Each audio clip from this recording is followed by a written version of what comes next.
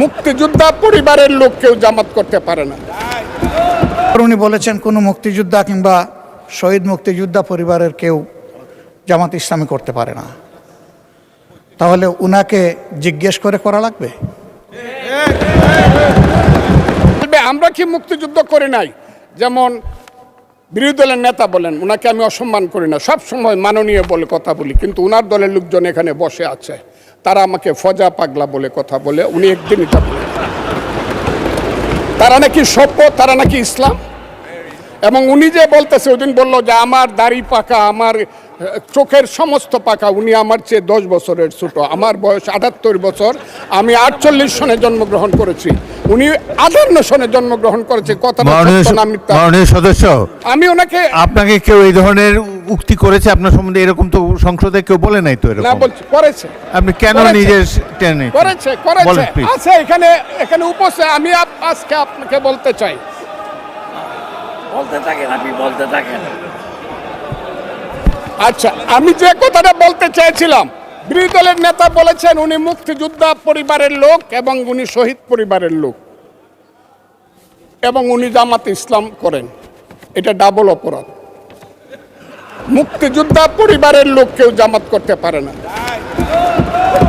আর শহীদ পরিবারের লোক, শহীদ পরিবার। মাননীয় সদস্যবৃন্দ, ওনাকে বলতে দেন।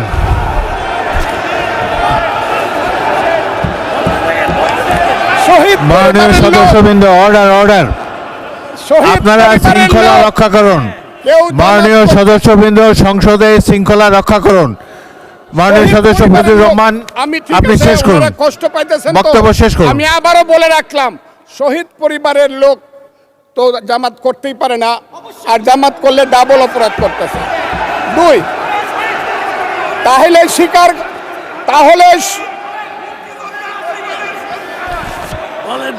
আমি আপনাদেরকে বলি, মাননীয় সদস্যবৃন্দ, আমি এক সেকেন্ড। মাননীয় সদস্য ফজলুর রহমান, বসেন। আপনি বলতে থাকেন, আমি আপনাদেরকে মাননীয় সদস্যবৃন্দ, প্রোডাকশন আশা করতেছি। মাননীয় সদস্যবৃন্দ। মাননীয় স্পিকার, আপনাকে ধন্যবাদ। আমি শ্রদ্ধা রেখেই বলতে চাই, মাননীয় সংসদ সদস্য বয়সে আমার বড়, তিনি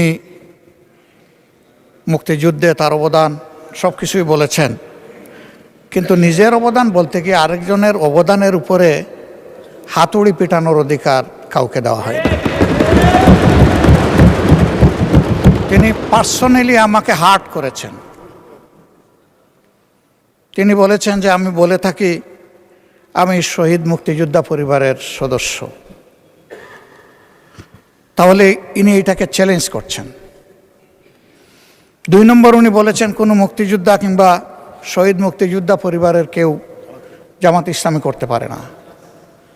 তাহলে উনাকে জিজ্ঞেস করে করা লাগবে। এটি আমার নাগরিক অধিকার।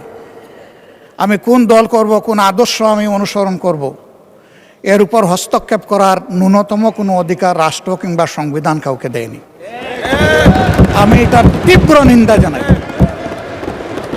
আমার আইডেন্টিটি নিয়ে প্রশ্ন করা হয়েছে, এটা গুরুতর অপরাধ করেছেন উনি। আবার আমার আদর্শ সিলেকশনের ব্যাপারে উনি কথা বলেছেন, এটা বাড়তি অপরাধ করেছেন উনি। আমি অনুরোধ করব মাননীয় স্পিকার, তার এই অসংসদীয় অংশটা এখান থেকে যেন এক্সপাঞ্জ করা হয়। শেষে গিয়ে উনি, আমরা কুলামনে এই সংসদকে ফাংশনিং করার জন্যে বর্তমান জ্বালানি অব্যবস্থাপনার সংকট যেটাই বলি, সেইটার ক্ষেত্রে আমরা এগিয়ে এসেছিলাম। কুলামনে কথা বলেছি, নোটিশ নিয়ে আলোচনা হয়েছে এবং পরের দিন এসে মাননীয় প্রধানমন্ত্রী একটা প্রস্তাব দিয়েছেন, আমরা সাথে সাথে এটা গ্রহণ করেছি। তিনি এইটাকে শেষ পর্যন্ত কনক্লুশন টানলেন কি দিয়ে? হ্যাঁ, যার মগজ যেরকম তার কনক্লুশন হবে সেই।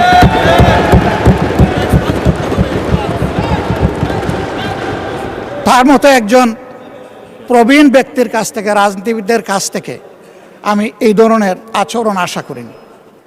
আমরা এখানে প্রথম দিনই বলেছি ভালো কিছু শিখতে এসেছি। কাউকে হিট করা, গালি দেওয়া, এর মাধ্যমে বড় কিছু অর্জন করা যাবে না। কিছু গোলাবাজি হতে পারে বড় জোর, কিন্তু তার চাইতে বেশি কিছু হবে না। আর সাধারণত যুক্তি যখন ফুরিয়ে যায়, মাথা তখন গরম হয়ে যায়। একটা প্রবাদ আছে, রেগে গেলেন তো হেরেই গেলেন। আমরা সবাই মিলে হারতে চাই না, আমরা সবাই মিলে জিততে চাই। এই জন্য সবাই যেন মাথাটা একটু ঠান্ডা রেখে যুক্তির সাথে সত্য নির্ভর কথাগুলা বলি, তাতে অবশ্যই দেশবাসী উজ্জীবিত হবে, এই সংসদের প্রতি মানুষের আস্থা তৈরি হবে এবং দেশটাকে নিয়ে সবাই মিলে আমরা সামনে এগিয়ে যেতে পারবো। ধন্যবাদ মাননীয় স্পিকার। ধন্যবাদ মাননীয় বিরোধী দলের নেতা জনাব ফজলুর রহমান।